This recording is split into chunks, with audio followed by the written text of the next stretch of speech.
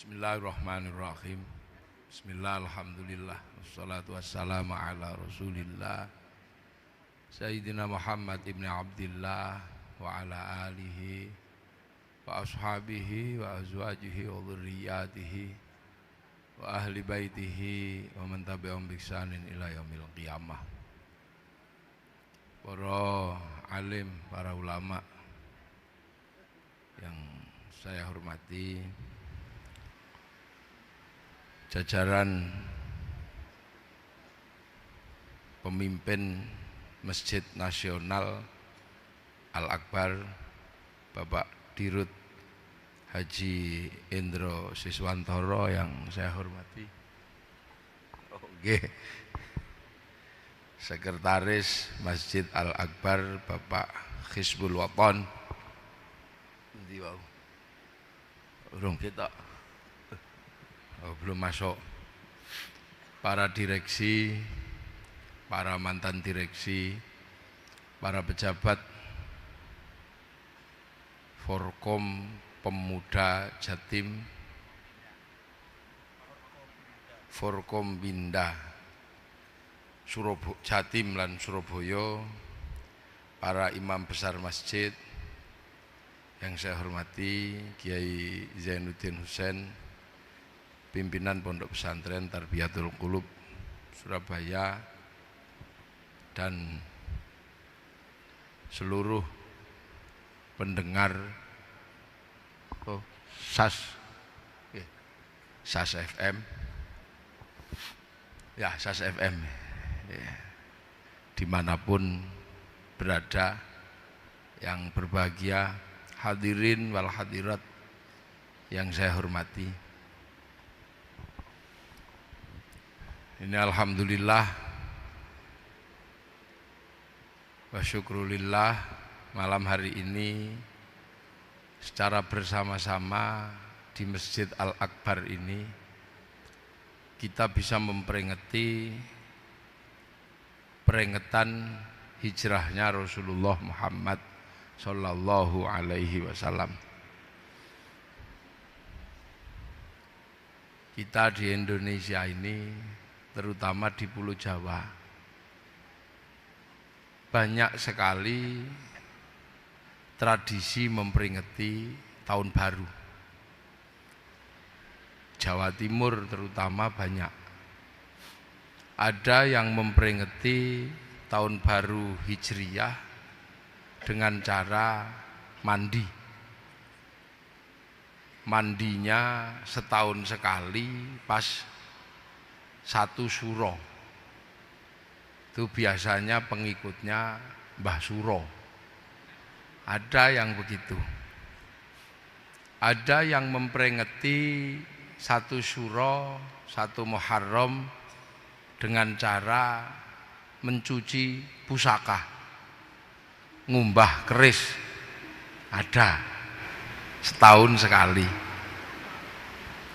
Di tempat saya di Yogyakarta ada yang memperingati satu Muharram dengan cara puasa bisu. Puasa bisu itu puasa tidak ngomong, mengelilingi benteng keraton seperti orang tawaf sebanyak 7 kali di Yogyakarta. Di Solo ada yang memperingati satu Muharram dengan mengarak kebu yang dikenal dengan nama kebu Kiai Slamet. Keliling benteng lah, nanti kalau kebunya itu neletong, ngerti neletong ya? Kebunya itu kalau neletong itu nanti dibikin royoan. Loh, ojo guyunya. Nanti kebu taeknya itu, teletongnya itu bikin royoan. Yang belum punya suami, pengen punya suami, tabarukan teletong kebu. Yang jual mobil nggak laku-laku, tabarukan teletong ke kebu. Berarti kalau kebunnya sudah mulai jengking gitu, gitu, udah itu sudah ancang-ancang kayak orang mau lari itu, kayak orang maraton lari udah. Nanti kalau begitu telepok itu udah royoan. Nanti ada yang kebagian segegem, ada yang kebagian sak dulit tok, ada yang kebagian di tubuhnya karena kecipratan, nanti dikumpulkan terus dibawa pulang. Nah, ini cara-cara yang berbeda. Ada yang pengajian di Dubai memperingati 1 Muharram dengan menyalakan petasan di Tower Al Buruj, itu di Dubai. Di Malaysia sama, memperingati dengan lari pagi, lomba. Kalau di sini lari berhadiah umroh dan sepeda, jalan bersolawat. Loh. Di Brunei juga sama meriahnya. Di Jeddah keramaian luar biasa menyambut 1 Muharram. Yang tidak ada itu cuma satu, menyambut 1 Muharram. Di mana? Di Saudi Arabia. Kenapa nggak ada? Ya karena di sana sudah ada makam Rasul, ada Ka'bah, ada. Lah di sini Ka'bahnya triplek ya. Nah ini menandakan bahwa orang yang jauh sangat bersyukur ketika kebagian Islam. Nah ini jangan kemudian ada yang suka olok-olok ya. Sekarang ada yang suka olok-olok. Peringatan itu nggak ada tuntunannya. Sudah, itu orang yang sudah nggak usah dipikir. Wong kita ini negeri yang jauh. Indonesia adalah negeri yang jauh, yang pengen memperingati apapun yang dilakukan oleh Rasulullah. Mulai lahirnya kita peringati, Isra Mi'rajnya kita peringati, turunnya Quran kita peringati, hijrahnya kita peringati. Untuk apa? Agar orang yang jauh kayak kita ini tidak lupa terhadap apa? Terhadap Rasulullah Muhammad Sallallahu Alaihi Wasallam. Nah, kebetulan malam hari ini kita memperingati dengan bikin pengajian di rumahnya Allah di Masjid Al-Akbar Surabaya. Nih, ini salah satu cara tasyakur memperingati 1 Muharram. Yang mandi setahun sekali ya silahkan, nggak apa-apa. Wong maunya mandi cuman setahun sekali. Yang puasa bisu silahkan, yang nyuci keris ya silahkan, tidak apa-apa. Ya, nah ini kita ngaji malam hari ini memperingati 1 Muharram. Para hadirin yang berbahagia, ya. Jadi Hijriyah ini ada yang kita peringati ini Hijriyah Rasul. Ini sudah sangat banyak yang menjelaskan bagaimana Rasul hijrah dari Makkah ke Madinah. Nah ini sudah sangat banyak yang menjelaskan. Maka peringatan Hijriyah ini saya ingin menjelaskan, setelah Rasulullah itu hijrah, Islam itu jadi diikuti oleh orang-orang yang hanya ada di sekitar Arab.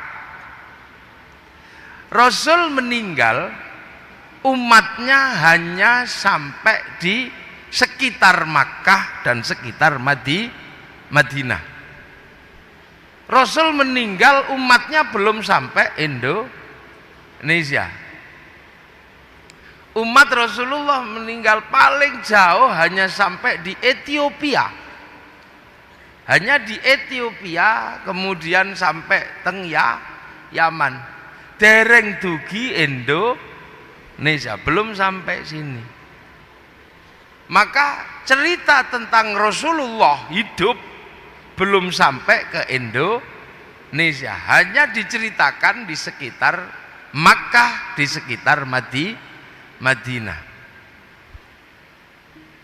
Bahwa Rasul manusia mulia, punya sifat siddiq, amanah, tabligh, fatonah. Ini hanya seputaran yang menikmati, seputaran orang Makkah, orang Madinah. Orang Indonesia belum menikmati nikmat iman.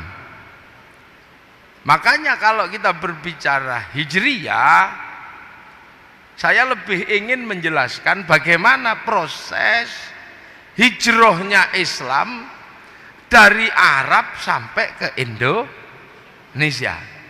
Ini ya, karena sekarang yang banyak salah paham itu terkait hijrahnya Islam ke Indonesia. Ini yang banyak salah paham, sehingga akhir-akhir ini khilafiyah malah banyak terjadi di kalangan kaum muslimin. Islam ini memang dicipta oleh Allah menjadi rahmatan lil alamin. Seluruhnya dicipta untuk mendapatkan nikmat iman. Lah kita ini ya termasuk orang yang sangat jauh dari Rasulullah. Kalau kita melihat Rasul itu di sekitar Makkah dan di sekitar Madinah, kalau sampean haji ya, kita datang ke Mesir, setelah Mesir masuk ke Afrika. Afrika itu negeri yang tidak jauh dari Arab, hanya ngelompati Mesir. Itu tidak kebagian agamanya Allah Subhanahu wa ta'ala. Eropa ini hanya ngelewati negara namanya Maroko. Dari Maroko ngelewati kampung namanya Casablanca, terus Tangier. Ini juga nggak kebagian agamanya Allah Subhanahu wa ta'ala. Lah kita ini di Indonesia yang sudah sangat jauh, kita masih kebagian agamanya Allah Subhanahu wa ta'ala. Kita ini jauh, naik pesawat sudah 9 jam, 10 jam. Ini negeri yang sangat jauh, negeri yang mungkin tidak ada dalam kamusnya para sahabat. Sebutannya apa? Negeri Rasulullah itu disebut negeri Arab. Keluar Arab dikit namanya A'robi, mirip orang Arab. Itu sampai di Yaman, sampai di Suriah, itu sebutannya A'robi, sudah mirip orang Arab. Sampai di Persia atau Iran, ini disebut musta'ribah, orang yang suka memirip-miripkan diri dengan orang Arab. Sampai di India itu disebut Ajam. Ajam itu India, yang masih besar-besar, cantik-cantik itu disebut Ajam. Nah kalau kita ini kira-kira sebutannya apa? Yang sudah kecil-kecil, ireng-ireng, jelek-jelek, rembes-rembes, ini kira-kira sebutannya apa? Itu sudah nggak ada dalam kamus ukuran bahasa. Tapi hari ini orang-orang yang kecil-kecil, jelek-jelek ini, rembes-rembes ini, yang tidak ada kamusnya dalam sebutan Arab, A'robi, Musta'ribah dan Ajam, hari ini Islam Indonesia menunjukkan kekuatannya menjadi Islam terbaik di dunia. Ketika Islam yang ada di Suriah runtuh, ketika Islam yang ada di Afghanistan runtuh, yang ada di Eropa musnah, kekuatan Islam terbesar hari ini ada di Indonesia. Orang haji paling banyak dari Indonesia. Masjid paling banyak di Indonesia. Tempat sholat paling banyak di Indonesia. Orang hafal Quran paling banyak Indonesia. Nah, ini jadi pertanyaan orang. Ketika Islam Suriah mengalami keruntuhan, Afghanistan runtuh, Eropa sudah hilang, yang di sini mencuat tumbuh subur menjadi inspirasi Islam dunia. Lah, semua orang bertanya, apa yang terjadi dengan Islam Indonesia? Akhirnya orang-orang ini datang ke sini pengen tahu ada apa, Islam kok begitu kuat. Begitu nyampe sini, peneliti Islam kaget. Kenapa? Karena seluruh peneliti Islam pasti belajar Islam bermula dari Arab. Begitu keilmuannya mumpuni tentang paham Islam semuanya versi Arab, masuk ke Indonesia bingung. Kenapa? Mencari musola tidak ada, ketemunya langgar.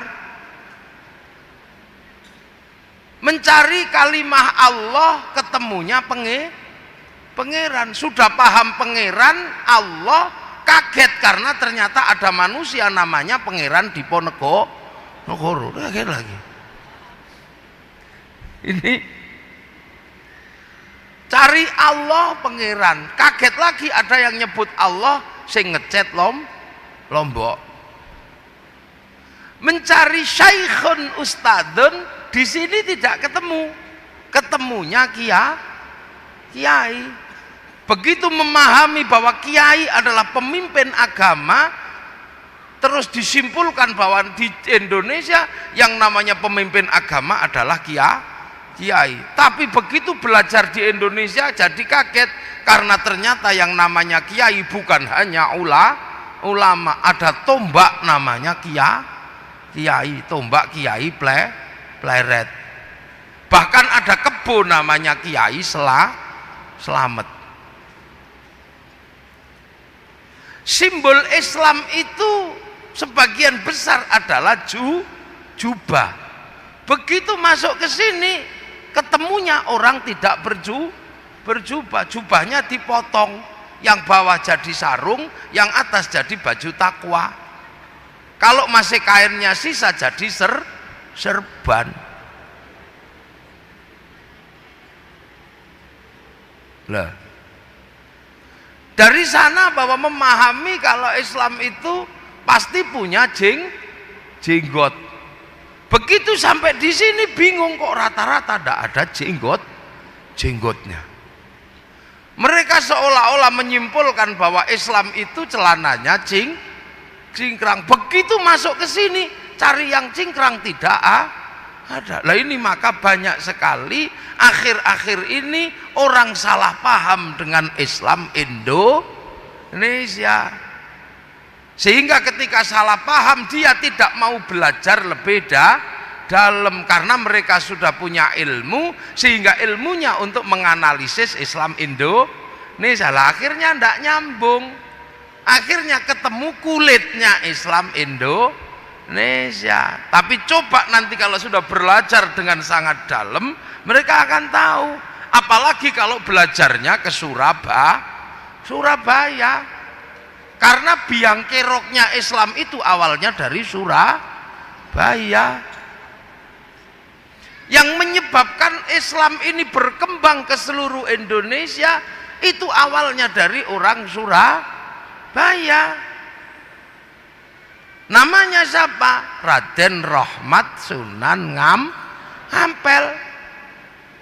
Jadi kalau berbicara Islam Indonesia, bagaimana membawa Islam yang lahir dari Arab sampai ke sini, jangan sekali-sekali meninggalkan Sunan Ampel, karena beliau adalah kunci. Beliau punya murid namanya Datuk Ribandang menyebarkan Islam ke kawasan timur, bertempat di Gunung Bawakaraeng, Sulawesi, yang menjadi sebab berkembangnya Islam di Indonesia Timur. Beliau punya anak murid namanya Sunan Bonang. Sunan Bonang punya murid namanya Hatib Dahyan. Hatib Dahyan bergerak ke Kalimantan, menjadi sebab berkembangnya Islam di Kalimantan dan menjadi cikal bakal kerajaan Islam se-Kalimantan. Sunan Ampel punya murid namanya siapa? Namanya Arya Dilah. Arya Dilah atau Raden Husein bergerak ke Semenanjung Sumatera, menjadi sebab berdirinya kerajaan-kerajaan Islam di Sumatera. Sunan Ampel punya anak namanya Sunan Bonang. Sunan Bonang punya murid Sunan Kalijogo yang menjadi sebab berkembangnya Islam ke seluruh pedalaman pulau Jawa. Nah ini yang kadang orang tidak mau mempelajari ini, makanya kadang pangling dengan Islam di Indonesia. Islam datang pertama keluar dari Arab, ya. Keluar dari Arab setelah Rasulullah, yang paling jauh itu bergerak ke Basrah. Basrah itu sekarang Irak. Siapa yang ke situ? Yang ke situ Sayyidina Ali bin Abi Thalib. Nah, begitu Sayyidina Ali ini bergerak ke Basrah, jadi gubernur di situ, orang Basrah sangat berterima kasih. Sebab apa? Orang Persia adalah orang terbaik sebelum Rasulullah, bangsa yang paling beradab sebelum Rasulullah, tapi kalah pamor ketika Rasulullah lahir. Maka orang Persia sangat menginginkan Rasulullah untuk datang ke Persia. Tapi Rasulullah nggak datang ke sana, yang datang menantunya namanya Sayyidina Sayyidina Ali. Akhirnya Raja Persia namanya Raja Rustam besanan sama Sayyidina Ali, ngambil menantu Sayyidina Husain. Karena Raja Rustam ini masuk Islam, yang sebelumnya beragama Majusi. Lah orang Majusi itu punya Tuhan api. Tuhannya ditaruh di bangunan yang sangat tinggi, namanya Manaro. Setelah masuk Islam, bangunan tingginya masih, tapi apinya dibuang. Akhirnya punya Manaro di depan masjid. Sehingga orang melihat ini masjid ada manaronya, kok bagus. Maka setelah itu hampir semua masjid membuat manaro tanpa api Persia, sehingga sampai Surabaya dikenal dengan nama menoro. Ini perkembangan ya. Kemudian Sayyidina Husain punya Sayyidina Husain punya anak Sayyid Ali Zainal Abidin. Sayyid Ali Zainal Abidin ini adalah orang yang selamat dari perang antara Yazid bin Muawiyah sama Sayyidina Husain. Seluruh keluarga cucu Nabi meninggal pada tanggal 10 Muharram, meninggal semua, tersisa satu namanya Sayyid Ali Zainal Abidin. Lah ini maka kemudian Sayyid Ali Zainal Abidin ini bergerak keluar Arab, punya anak namanya siapa? Punya anak namanya Sayyid Muhammad Baqir. Sayyid Muhammad Baqir semakin jauh dari Arab keluar bawa Islam, punya anak namanya Sayyid Ja'far Shadiq, punya saudara namanya Sayyid Musa Kadzim. Dari Sayyid Ja'far Shadiq lahir anaknya namanya Sayyid Ali Uraidi. Sayyid Ali Uraidi punya anak namanya Sayyid Muhammad. Semakin jauh keluar, punya anak namanya Sayyid Ubaidillah. Sayyid Ubaidillah punya anak namanya Sayyid Isa An-Naqib, punya anak namanya Sayyid Ahmad Al-Muhajir, punya anak namanya Sayyid Alwi tambah jauh, punya anak Sayyid Muhammad, punya anak Sayyid Alwi tambah jauh, punya anak namanya Sayyid Ali Khalid Qosam tambah jauh, punya anak namanya Sayyid Ahmad Sohib Mirbat, punya anak namanya Sayyid Alawi Ammil Faqih, punya anak namanya Sayyid Abdul Malik. Lah Sayyid Abdul Malik sampai Mongolia. Sayyid Abdul Malik punya anak namanya Sayyid Ahmad Jalaluddin. Lah negeri Campa sama negeri Aman ini perang, saudara perang, maka mendatangkan Sayyid Ahmad Jalaluddin untuk menjadi juru damai di Kamboja situ. Sampean bisa bayangkan dua kerajaan Hindu berperang, juru damainya orang Islam. Betapa hebatnya orang Islam. Wong Hindu tawur kok juru damainya orang Islam. Begitu rukun kerajaan diberikan pada Sayyid Ahmad Jalaluddin. Punya anak namanya Sayyid Muhammad, punya anak namanya Sayyid Jamaluddin Al-Husaini Al-Kabir, turun ke tanah Jawa, dikenal dengan nama Syekh Jumadil Kubro. Loh ya. Ini tak urut biar nanti nih ngajinya nanti jam 1 ya. Ini ngurut dulu biar nanti tidak keliru. Nah, begitu Syekh Jumadil Kubro sampai sini kaget, loh kok ada orang di sini ternyata nggak gede, orangnya kecil-kecil, rembes-rembes, pesek-pesek, ini gimana ini gitu.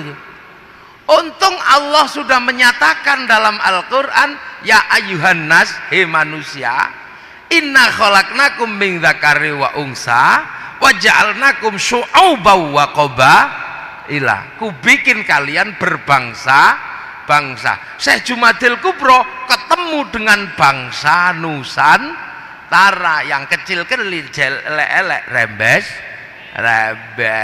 Ini bagaimana? Begitu ketemu di sini paling susah. Kenapa? Karena Sayyid Jamaluddin Al-Husaini Al-Kabir adalah orang yang alim dalam ilmu Al-Quran. Ternyata begitu sampai sini kaget. Kenapa? Karena ketemu dengan bangsa kecil-kecil, jelek-jelek, rembes-rembes, tapi punya peradaban yang sangat maju. Jadi sampean jangan membayangkan Islam datang itu ketemu dengan hutan belantara, ketemu bangsa yang maju yang dikenal dengan bangsa Mojopahit. Sebuah bangsa yang menguasai 2/3 dunia, punya kitab rujukan politik yang namanya Negara Kertagama, punya kitab sosial yang sangat baik yang namanya Suta Soma, rujukan dunia. Belanda mengambil kitab Negara Kertagama, hukumnya dijadikan hukum Belanda.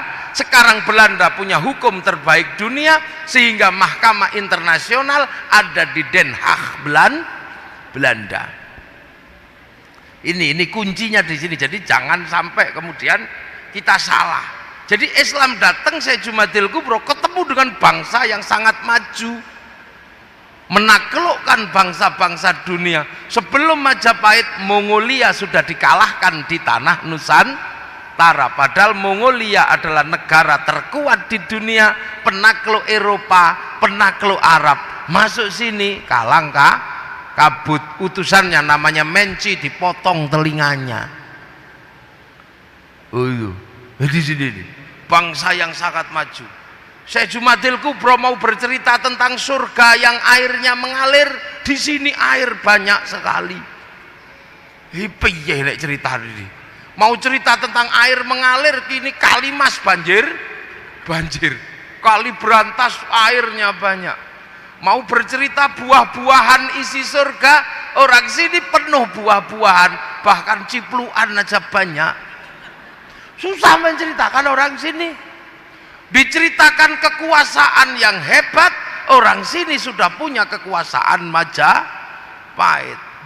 Diceritani harta benda, maka di sini tidak laku karena hayam buruk kalau makan piringnya dilempar ke segoro anak-anakan. Ini bangsa yang kuat, bangsa yang maju. Makanya kalau ada cerita bahwa Islam disebarkan oleh saudagar, sayalah orang yang tidak bisa menerima teori itu. Kenapa? Saudagar tidak mungkin mengajarkan agama, karena di Nusantara sebelum Islam datang, sudra itu adalah saudagar. Saudagar itu sudra. Sudra nggak boleh ngomong agama. Yang boleh ngomong agama hanya brahmana, orang yang sudah meninggalkan dunia. Kasta di bawahnya namanya kesatria, kasta para raja. Para raja tidak boleh ngomong agama, mengurusi dunia. Di bawah para raja ada kasta Wesya, kastanya pegawai negeri, nggak boleh ngomong agama. Kasta di bawahnya ada kasta sudra, pedagang, petani, tukang, itu sudra, tidak boleh ngomong agama. Di bawahnya ada kasta namanya paria, kastanya para pengemis. Di bawah paria ada kuca, kastanya pencopet. Di bawah kuca ada meleka, kastanya maling, tapi kalau ketahuan lari. Nah, di bawah itu ada kasta candala, para begal kalau berani, kalau nyuri, tapi kalau ketahuan berani. Maka kasta sudra tidak mungkin boleh menyebarkan agama. Maka disitulah kuncinya bahwa Syekh Jumadil Kubro punya pemahaman yang sangat jauh. Ini diapakan orang kayak gini ini? Sangat susah. Maka Syekh Jumadil Kubro tidak banyak melakukan kerja, tapi mencetak generasi berikutnya. Syekh Jumadil Kubro paling ngajar Quran. Lah ketika orang Jawa diajar Quran, paling Syekh Jumadil Kubro kaget. Kenapa? Diajar alhamdu nggak bisa, karena orang Jawa punyanya hono coro keluarnya alkamdu. Ya hayu ya qayyum ya kayuku ya yumu. Diajar Robbil alamin, orang Jawa nggak punya huruf ain, punyanya ngo, maka keluarnya Robbil ngalamin. Diajar dot, orang Jawa nggak punya dot, punyanya lo, maka Ramadan menjadi romelan. Itu orang Jawa di sini ya. Maka pekerjaan berikutnya adalah Subah Jumadil Kubro menyiapkan dua anaknya. Anak yang pertama namanya Maulana Ishaq. Anak yang satunya namanya Ibrahim Asmoro Gondi. Disiapkan ini dua. Bagaimana membangun Islam di Indonesia. Tapi pada awalnya Islam ini susah. Karena di tanah Jawa tumbuh ajaran yang suka makan manusia, namanya ajaran Bhairawa Tantra. Makanya orang hebat itu Cakra Birawa, truk-truknya orang hebat Bhairawa, itu dari istilah Bhairawa Tantra. Bhairawa Tantra itu apa? Orang yang mampu melakukan ilmu namanya ngerogoh sukmo. Nah, supaya iso ngerogoh sukmo, orang ini punya adat namanya pancamakara.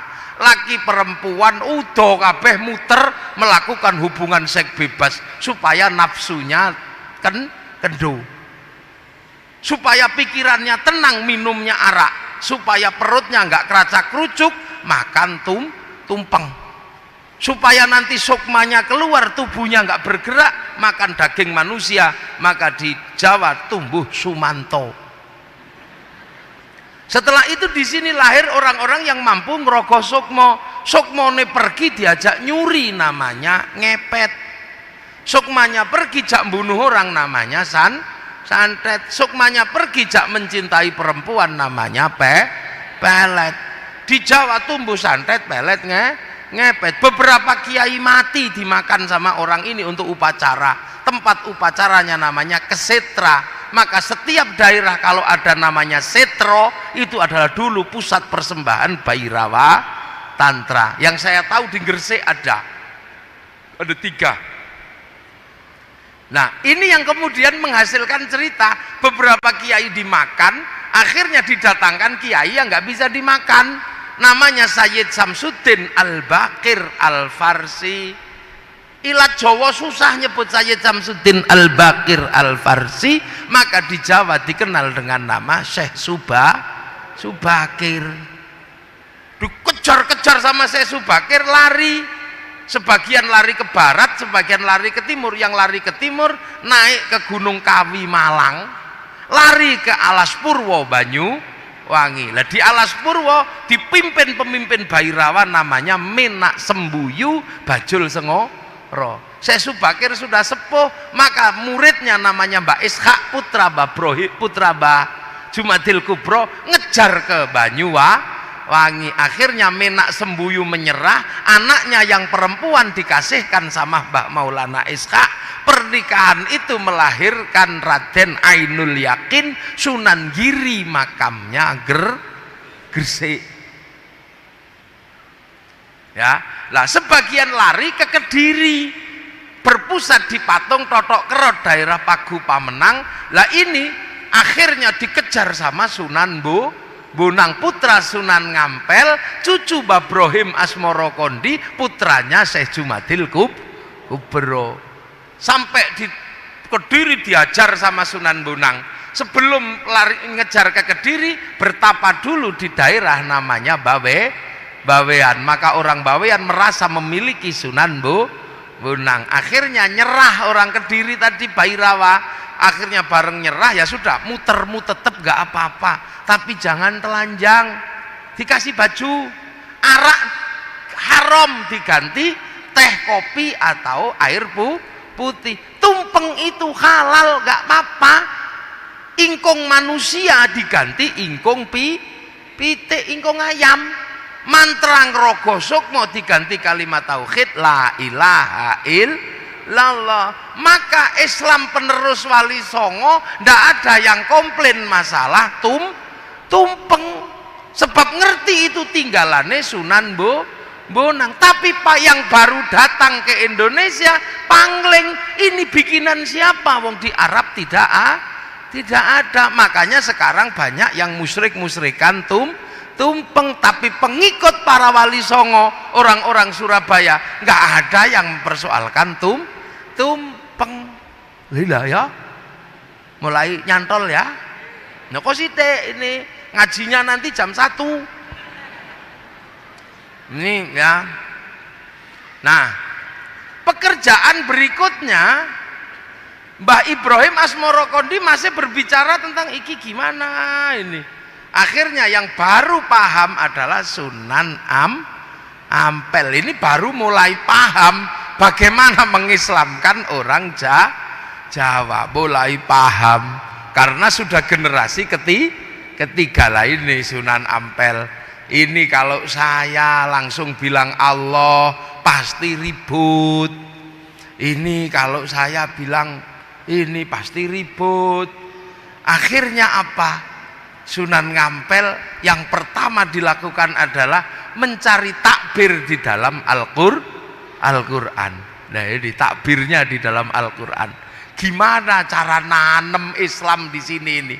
Nah maka Mbah Ngampel ketemu takbir ayat Al-Quran apa? Mathaluhum fit Taurat wa mathaluhum fil Injil kazar'in akhraja syat'ahu fa'azarahu fastaghladha fastawa ala suqih yu'jibu zurra al-yaghidhu bihimul kuffar. Islam itu sudah digambarkan di Taurat dan Injil seperti tanaman. Kazar'in akhraja syat'ahu kang metu napa nggih? Syat'an niku nek cara anakan sing saking bonggol niku lho napa nggih? Akan metu anak-anakane sing tukul teko bonggoli. Akhraja syat'ahu fa'azarahu. Lah mengko terus kembang mbokne karo anake niki wohe bareng. Fastaghlaba terus ngempel. Fastawa ala suqi terus akhire ngebaki pasar medeni wong kafir. Tanduran sing metu tungute niki terus mbokne apa bar metu sungute terus mbokne karo anake wae barengi apa?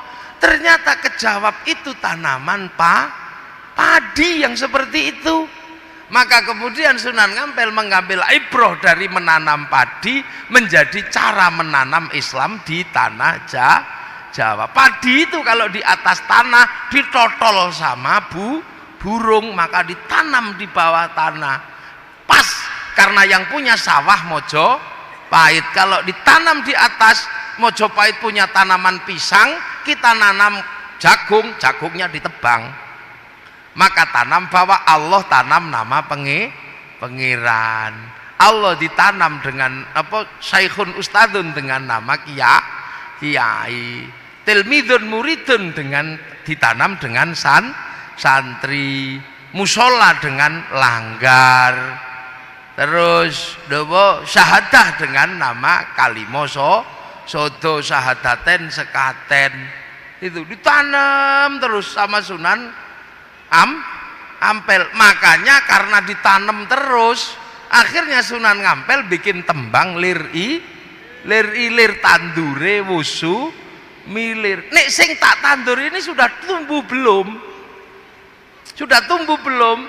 Maka begitu tanaman ini banyak, sudah ditanam dengan cara lokal, gak kelihatan. Maka Sunan Ngampel ngirim Raden Husein untuk ngabdi ke Mojopahit, kakaknya Raden Fatah. Di sana cuman disuruh nanya, nanti kamu lihat orang Islam sudah banyak apa belum. Begitu masuk orang ditanya, kamu kok kesini mau ngapa? Saya mau ngabdi. Lah tandurmu sing mbok tinggal bagaimana? Tandur kula pun ijo royo. Oh iki Islam, taruh benteng sebelah kanan. Kalau yang nggak Islam ditanya, tandurmu gimana? Wong tandurku entek dibadhok pereng. Oh iki ora Islam kiwa. Mbok blimbing, ya blimbinge ora iso tak penek sebab lunyu. Oh iki Islam gele benteng tengen. Nek ra Islam tanang blimbingmu piye? Wis entek dibadhok codot. Oh ndak Islam. Begitu benteng kiri benteng kanan sudah banyak, dikabarkan kepada Sunan Ngampel sudah banyak. Ketika dikabarkan sudah banyak yang tidak sabar pengen secepatnya ngantem Mojopahit. Akhirnya tumbuh orang yang sangat keras pengen secepatnya menghancurkan Mojopahit karena ada kabar sudah banyak di benteng kanan benteng kiri. Lahirlah pasukan jihad pertama di dalam Islam di tanah Jawa, dipimpin Mbak Usman Sunan Ngudung. Mbak Usman Sunan Ngudung bapaknya Sunan Kudus, dibantu Mbak Abdul Qadir Sini Tankimhan, langsung nyerbu Mojopahit. Tapi Mojopahit masih sangat kuat sehingga pasukan pertama tumpes di tangan Majapahit. Seluruh kuburannya sekarang bisa kita ziarahi di Troloyo, Trowulan, Mojokerto, namanya kuburan Srengenge. Jadi itu kuburan FPI pertama atau Laskar Jihad pertama di situ.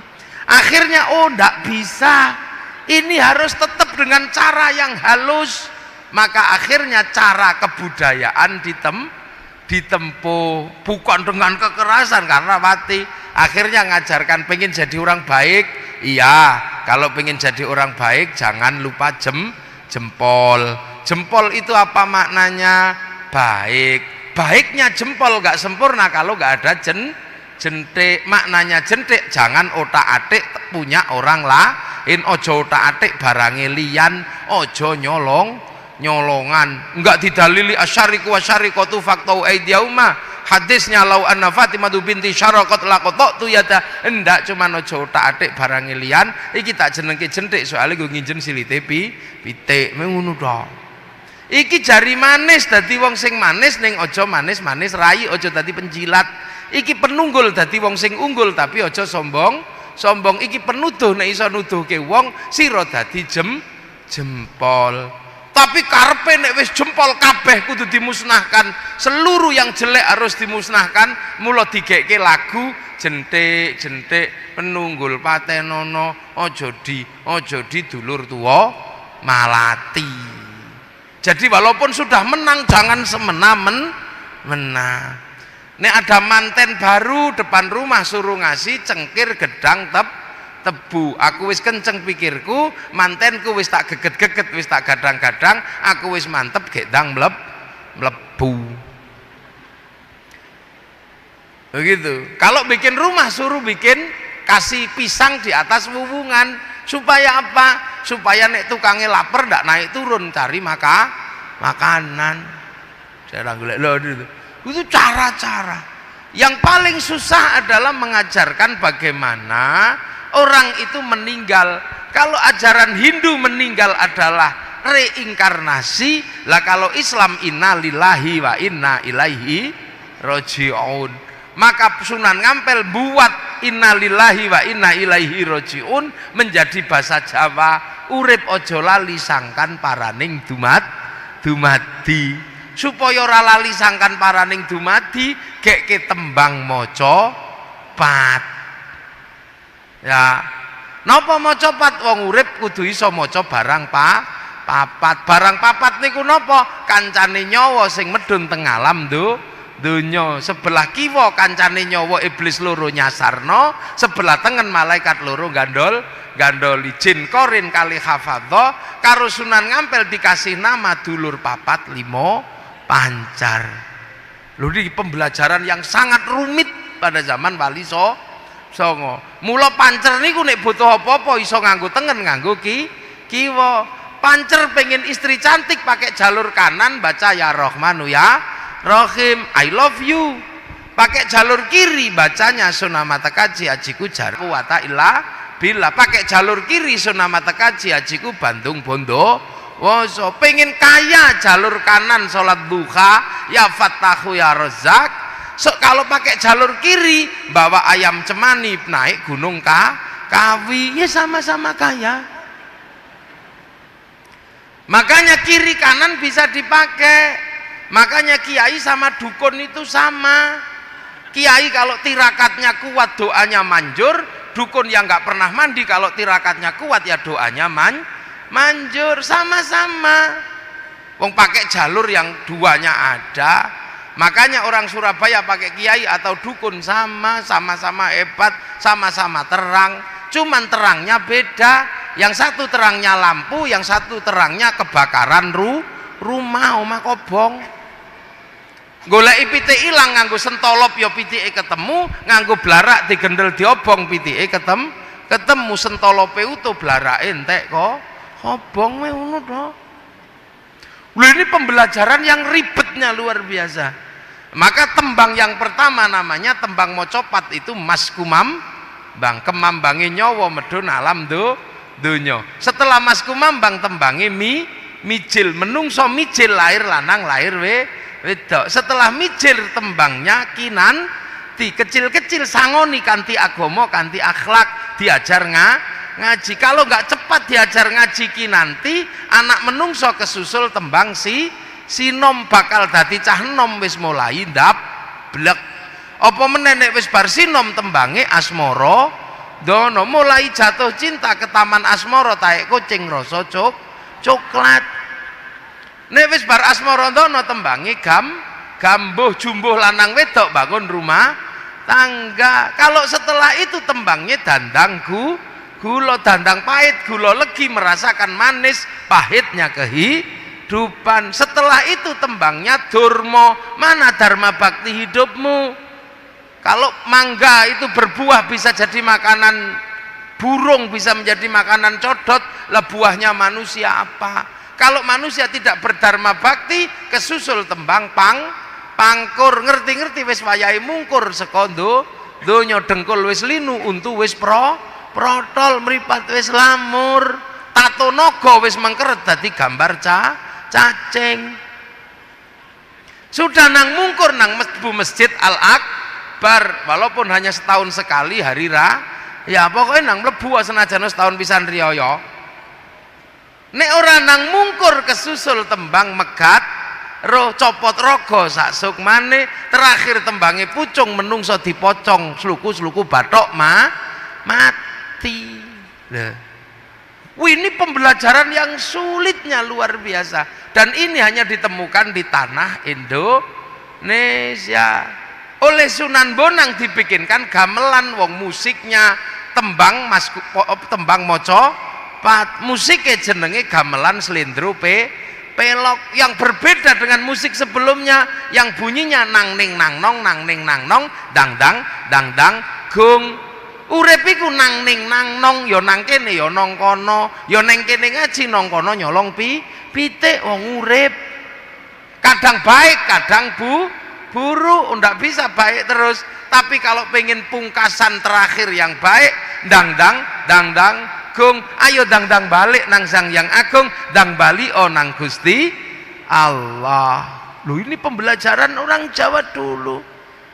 Makanya kalau kita kadang hari ini nggak hati-hati, seolah-olah apa yang ada di sini itu jelek. Padahal bangsa ini ketika Islam datang sudah punya peradaban yang sangat maju. Orang Eropa saja bingung sekarang. Kenapa? Orang Eropa punya alat musik namanya gitar. Orang Jawa punya alat musik namanya gamelan. Dari situ bisa dilihat perbedaan peradaban. Gitar itu membuatnya mudah karena cuman kayu dibolongi dikasih tali. Tapi membuat alat musik dari gamelan, kalau bangsa tidak punya pengetahuan metalurgi dan tidak punya ilmu pertambangan yang mapan, nggak bisa membuat alat musik dari logam. Eropa punya logam untuk perang, sini logam untuk alat musik. Ini menandakan dari dulu bangsa ini bangsa yang aman, bangsa yang toto tentrem kerto raharjo, bukan bangsa yang suka perang. Bahasa kita, orang juga pusing dengan bahasa kita. Orang Eropa menyebut makanannya dengan rice. Kalau orang sini rice itu macam-macam.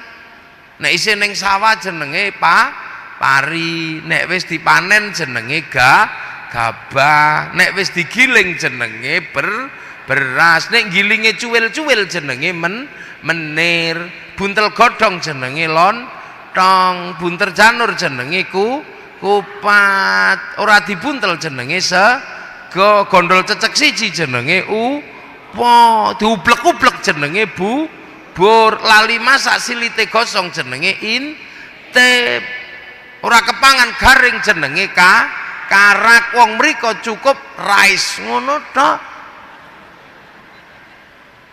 Tiang Arab damel istilah sakoto, tiba jatuh.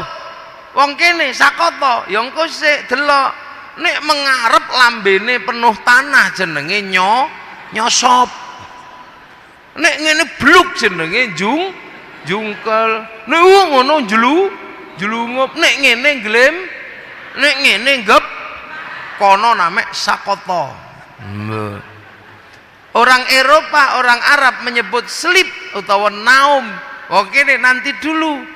Nek Pak Direktur nendro, sare, tilem. Kalau kekasih kita bubuk. Nek wong biasa turu. Lah nek copet micek, geletak.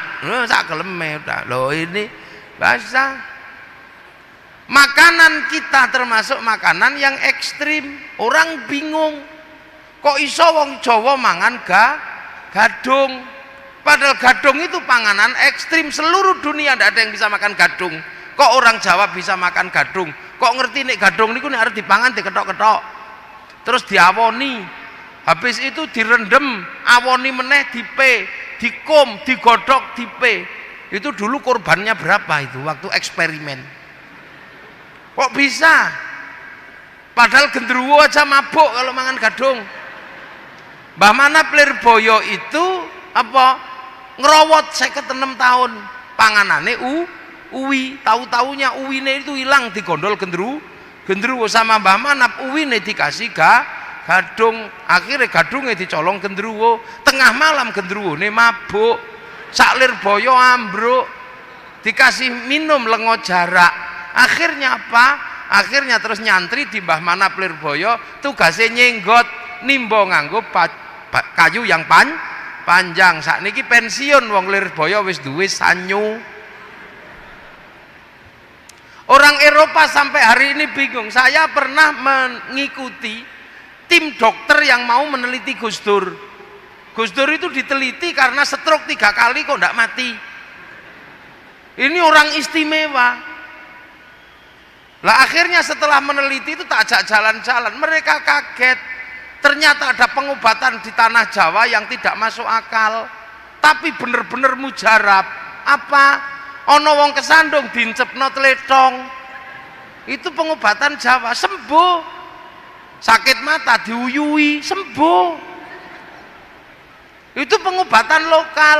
Anyang-anyang ditaleni merang, lho sembuh. Iki ilmu apa katanya? Dan Thailand mempraktekkan bahwa kalau pohon tidak berbuah harus ditaleni alang-alang, dipecel pecel, dan itu buahnya banyak. Sekarang Thailand ngikut. Dunia sekarang sedang mengincar buatan Indonesia, apa? Atom utawa nuklir tanpa reaktor.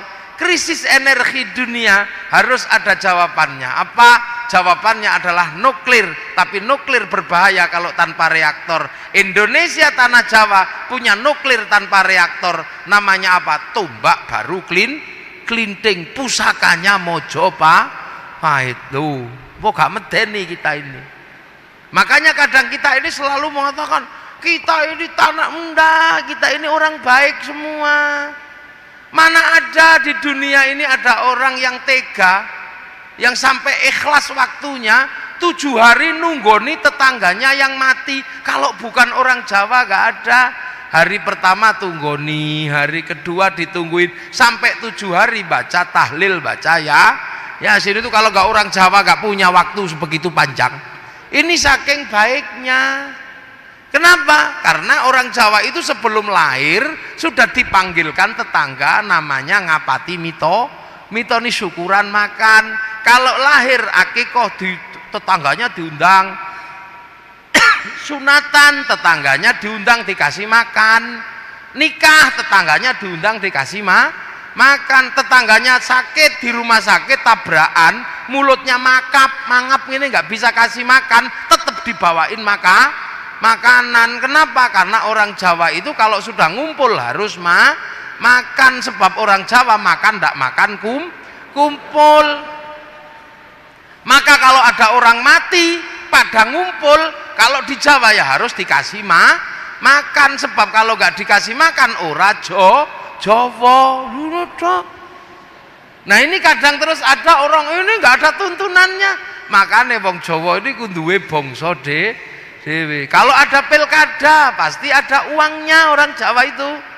Pilkada 10.000, pilbub 50.000, kalau pilkada 100.000 itu biasa kalau di Jawa. Money politik bukan. Kalau di Jawa namanya jer besuki mowo beo. Makanya kalau diterima santri wong biasa namanya uang bensin, terima masjid namanya sumbangan, terima kiai namanya bisyaro. Nah ini di Jawa orang manggil orang pasti tidak berani manggil namanya, pasti panggil Pak, panggil Mas, panggil Le, kan gitu. Tukang patri Pak, tukang rosok Pak. Makanya kalau kemudian ada nabi yang tidak berani nyebut Muhammad, pasti pakai kanjeng. Kalau orang Jawa asal nggak kebleset ke kanjeng Dimas saja. Kanjeng. Terus ada bahasa Arab sayyidina, ya untung ada sayyidina dan ada kanjeng. Kalau nggak ada sayyidina, nggak ada kanjeng, orang Jawa nggak berani menyebut Muhammad, pasti nyebutnya mbo. Ayo nabi ngoten mawon. Lah itulah orang Jawa, kalau manggil orang besar tidak berani manggil namanya. Makanya kalau di Jawa ada orang manggil Muhammad itu ora Jawa loh, itu loh. Lah ini kadang kita ini punya, terus ngumpul ada orang mati bacain Yasin misalnya. Ya orang Jawa nyebutnya Yasinan, bacain tahlil orang Jawa nyebutnya tahlilan. Bahasa Arab bukan itu bahasa Jawa. Orang Jawa kalau beli katok belum dipakai ya namanya katok, kalau sudah dipakai namanya katokan. Orang Jawa kalau beli sarung ya beli sarung, kalau belum dipakai. Kalau sudah dipakai sarungan. Sama juga tahlil kalau belum dipakai, kalau sudah dipakai tahlilan. Yasin kalau belum dipakai, kalau sudah dipakai ya yasinan. Akhiran an itu menandakan sudah dipakai. Loh itu bahasa Jawa. Makanya ojo gumun di sini nih. Inilah ya. Lah inilah maka kemudian akhirnya ini peradaban sudah mapan, harus diajar apa? Akhirnya para wali bersepakat iki kudu diulang, kenal Gusti Allah. Pelajarannya apa? Pelajarannya adalah pelajaran iman dan berbuat baik. Nah, pelajaran iman dan berbuat baik pada manusia di dalam Al-Qur'an disebutkan apa? Laqad khalaqnal insana fi ahsani taqwim. Dan manusia adalah makhluk terbaik. Tapi ini makhluk terbaik versi Indonesia, yang jelek-jelek, pesek-pesek, rembes. Jadi ahsani takwim model Indonesia. Kalau ahsani takwim model Arab itu cantik-cantik, ganteng-ganteng, bangir. Ahsani takwim model Eropa tinggi besar, rambutnya merah. Ahsani takwim model Afrika hitam gosong kayak kopi goreng. Ahsani takwim model Cina tembem-tembem, pipinya sipit. Ini yang bikin siapa? Allah. Nggak usah protes. Ini yang kemudian disebut ukhuwah basyariyah. Jadi perbedaan ini Allah yang bikin. Kenapa yang di Arab dibikin cantik sama ganteng? Ya kira-kira. Apa kira-kira? Karena di Arab nggak ada air, susah air. Makanya kalau dibikin cantik, dibikin ganteng, aman. Walaupun nggak mandi juga tetap cantik, tetap ganteng. Yang dibikin di Arab gitu, yang dibikin di Eropa, kenapa tinggi besar, rambutnya merah? Karena di sana ada musim dingin. Kalau musim dingin kok dibikin kecil gini, katuen mati. Loh, orang Eropa kalau musim dingin kan nggak punya matahari, kulitnya berubah kayak kulit tekek karena pigmennya hilang, sebab hilangnya sinar ultraviolet. Maka datang ke Indonesia dede, mereka kalau kesini udo itu dede, bukan porno. Sampean aja sing ngeres. Orang Eropa kalau musim dingin nggak punya ikan karena ikannya jadi sungainya jadi es. Maka di musim panas mengawetkan ikan menjadi sarden untuk dimakan di musim dingin. Lah sampean ngapain ikut makan sarden? Wong sampean nyerok iwak ada, nggak dapat ikan ya kodok-kodok ya dapat ya. Orang Eropa kalau musim dingin nggak punya daun karena daun rontok di musim gugur. Yang tidak rontok cuman godong cemoro. Makanya Natal di bulan Desember pakai daun cemara karena hanya itu yang tidak rontok. Coba kalau Natal asli Indonesia iso godong pelem, iso godong nopo loh. Ini bangsa Afrika dibikin hitam karena Allah menyimpan binatang buasnya di Afrika. Kalau dibikin putih dikejar singa kelihatan. Kalau dibikin hitam telesep udah ndak ketahuan. Cina kenapa tembem dan sipit gini matanya? Karena kalau musim dingin salju turun, matahari tetap keluar ya silau men. Lah kenapa yang di Indonesia dibikin kecil-kecil, jelek-jelek? Ndak apa-apa, karena Indonesia adalah potongan surga yang ada di dunia. Qit'atum min qit'atil jannah. Loh, ini maka indahnya Indonesia. Loh, maka laqad khalaqnal insana fi ahsani taqwim summa radadnahu asfala safilin illal ladzina amanu wa amilus sholihat, kecuali orang yang iman dan berkelakuan baik. Nah, kita ini diajarkan oleh para wali itu tujuannya apa? Bikin kita iman dan berkelakuan baik lah. Maka biar kita iman, maka diajar mulut kita yang paling gampang. Iman itu paling gampang di mulut karena mulut bisa ngomong. Maka kiai-kiai dimanapun pelajarannya adalah ya Allah, ya Allah, ya Allah, ya Allah, ya Allah, ya Allah, agar mulutnya bisa kenal Allah, karena yang paling mudah diajar itu mulut. Maka di mana-mana ya Allah, ya Allah, ya Allah, ya Allah. Tapi karena kita orang Indonesia kadang masih kebleset ya Allah, ya Allah, ya Allah, ya. Nanti kalau sudah matanya diajari iman, terus matanya mulutnya, terus matanya diajarkan iman, dikelompokkan begini, ya Allah, ya Allah, ya Allah, ya Allah, ya Allah, ya Allah, ya Allah. Ya udah, matanya disekolahkan, ya.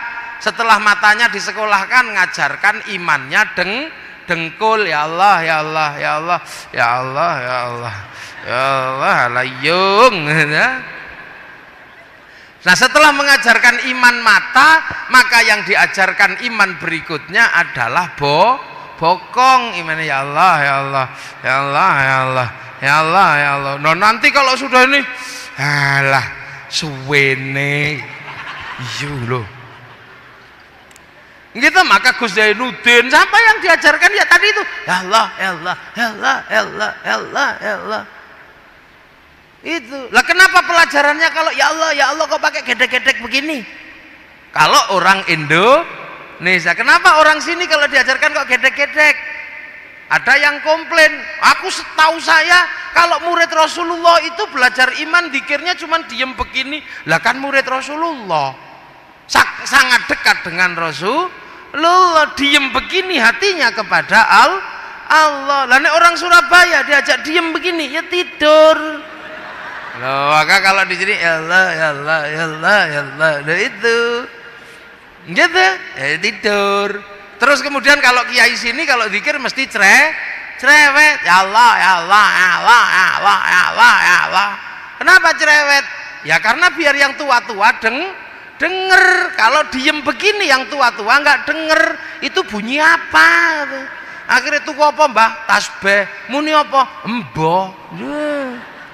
Ini sholat kadang di sini ini sholatnya orang Indonesia sama saja sholat zuhur, Allahu Akbar, Allahu Akbar. Tapi kalau sholat zuhur sini biasanya agak mundur.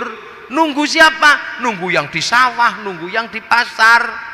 Setelah ditunggu gak datang-datang pujian Robbana ya Robbana, masih gak datang-datang, capek nunggunya, tombo hati, capek ya nambani hatinya sendiri, masih gak datang-datang baru kiainya marah, diurukian jangan jerantal per kilo. Ini cara pembelajaran manusia yang jauh. Lah kenapa para ulama, para wali ketika mengajarkan Islam amanu wa amilus solihat, ya, kok menggunakan cara-cara yang sudah ada di tanah Jawa? Allah kok jadi pangeran, sholat kok jadi sembahyang? Karena ada tuntutan dari Allah. Apa tuntunannya? Wattini wazzaitun wa turi sinina wa hadzal baladil amin laqad khalaqnal insana fi ahsani taqwim. Watin, demi buah tin. Buah tin simbolnya Nabi Nuh. Wazaitun, buah zaitun simbolnya Nabi Isa, Nabi Ibrahim. Waturi sinina simbolnya Nabi Musa. Lah sekarang simbolnya Nabi Muhammad apa? Wahadzal baladil amin, demi keamanan dan ketentraman sebuah bangsa dan negara. Maka amanu wa amilu solihatnya, diajar iman dan beramal soleh bagi orang lakot kholaknal insana fi aksani takwim, yang aksani takwimnya Indonesia, maka baladil aminnya Indonesia. Maka kalau mengajarkan amanu wa amilu solihat di Indonesia, jangan lupakan bentuk keamanan sebuah bangsa dan negara, jangan lupakan wahadzal baladil amin. Lah ini loh, makanya kenapa amanu wa amilus solihat kayak Hizbut Tahrir kok dilarang oleh negara? Karena Hizbut Tahrir ngajarkan amanu wa amilus solihat tapi lupa wahadzal baladil amin, lupa keamanan dan ketentraman sebuah bangsa dan negara yang dalam hal ini Indonesia.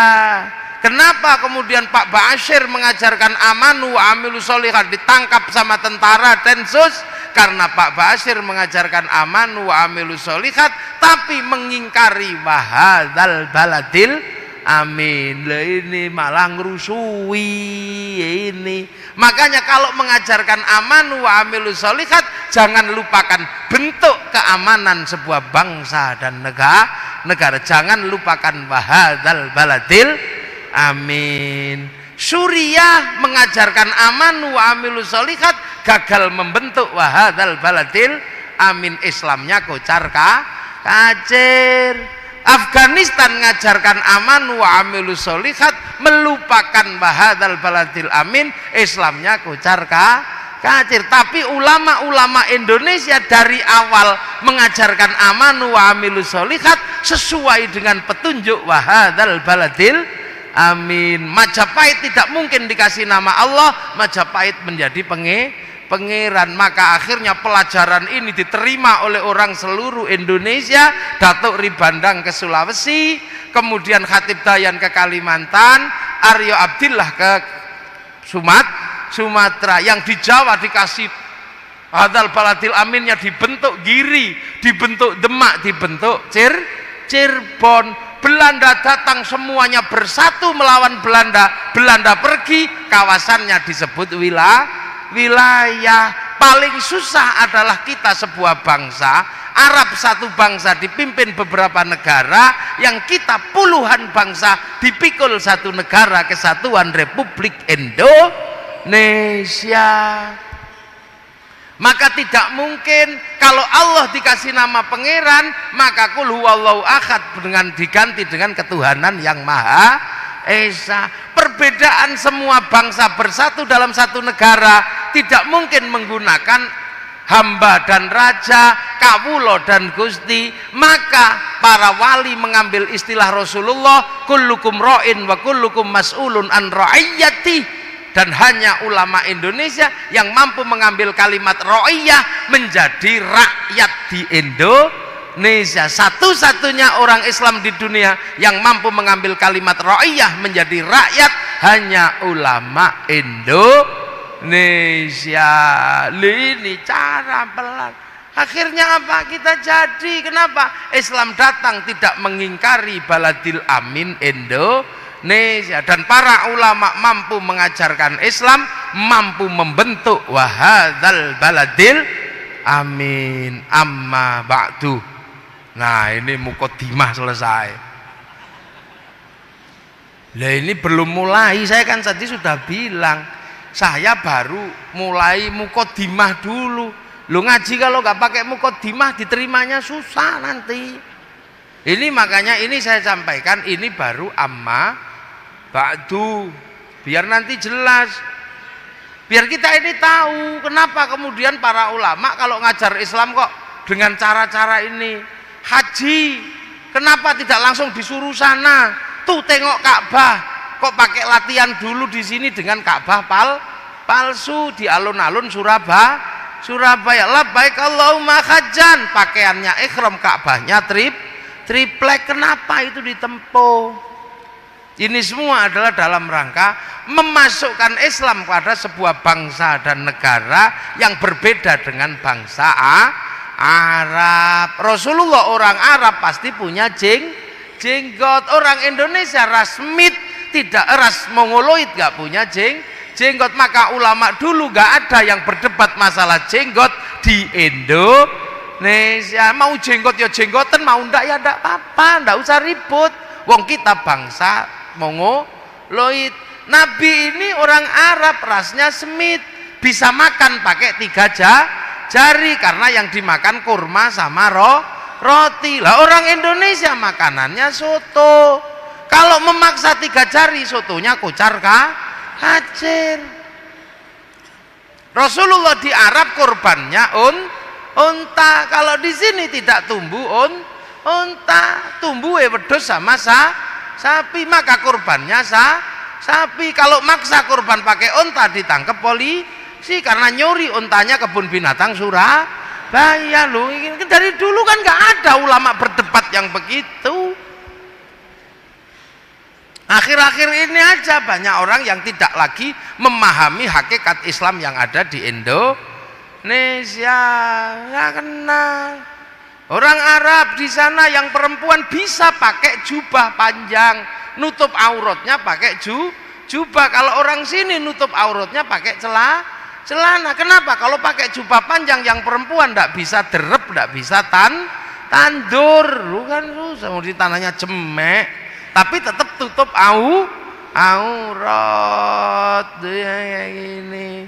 Puasa ya sama aja, cuman kalau puasa di Indonesia pakai mercon malam-malam tuk-tek. Nah ini kalau tidak dipahami dari awal bahwa inilah cara menanam Islam di negeri yang jauh, kita akan semakin hari semakin ribut, mulai dari tidak mau hormat bendera karena tidak ada tuntunannya, mulai tidak mau makan tumpeng karena tidak ada tuntunannya, mulai tidak mau ziarah kubur karena nggak ada, terus nanti akan setiap hari semakin hari, bahkan kita ada yang mengatakan peringatan Muharram tidak ada karena Rasul tidak memperingati. Lah mulutan tidak ada karena Rasul tidak memperingati mulutan. Orang sholawatan tidak ada tuntunannya karena tuntunan sholawat tidak dilakukan oleh Rasul. Kalau terus begitu Islammu akan jadi seperti Islam yang ada di Suriah. Karena apa? Islam tidak ditanam di bumi yang dimana Islam ada. Tanamlah Islam dengan cara Indonesia. Kazar'in akhraja syat'ahu fa'azarahu fastaghladha fastawa ala suqih ya'jibu zurra aliyaghidhu bihimul kuffar. Al-Fatihah. Siratal ladzina an'amta 'alaihim ghairil maghdubi 'alaihim waladdallin. Amin. Ihdinas siratal mustaqim. Assalamualaikum warahmatullahi wabarakatuh.